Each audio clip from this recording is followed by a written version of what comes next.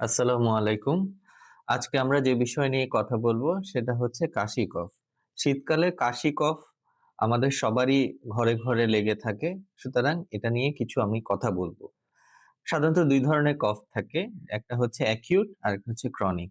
Chronic কখন বলবো? যখন কাশিটা ১৪ দিনের বেশি হয়ে যাবে তখন সেটাকে আমরা ক্রনিক কাফ বলে থাকি।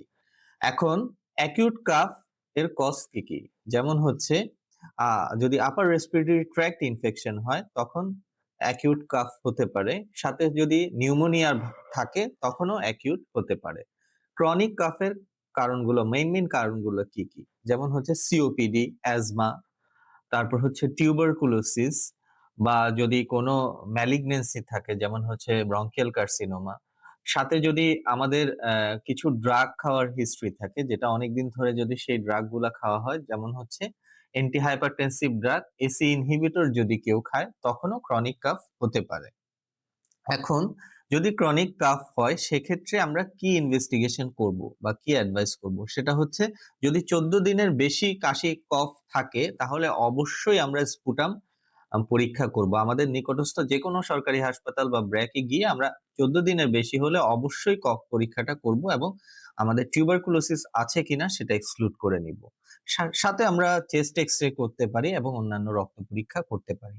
এখন আসা যাক কি, কি রেড ফ্ল্যাগ সাইন আছে অর্থাৎ কি, কি উপসর্গ দেখা দিলে আমরা তড়িৎ গতিতে ডাক্তারের পরামর্শ নিব।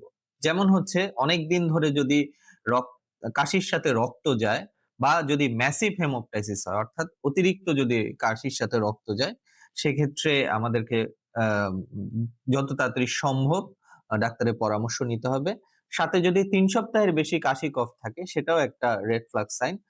এবং সাথে যদি পেশেন্টের ওয়েট লস থাকে, পারসিস্টেন্ট ফিভার থাকে বা হাই গ্রেড ফিভার থাকে, পেশেন্টের যদি শার্প স্টেবিং চেস্ট পেইন থাকে অর্থাৎ খুব বেশি চেস্ট পেইন কাশি কফের সাথে আহ, সেই পেইনটা অ্যাগ্রাভেট করে তাহলে আমাদের এটা একটা রেড ফ্ল্যাগ সাইন।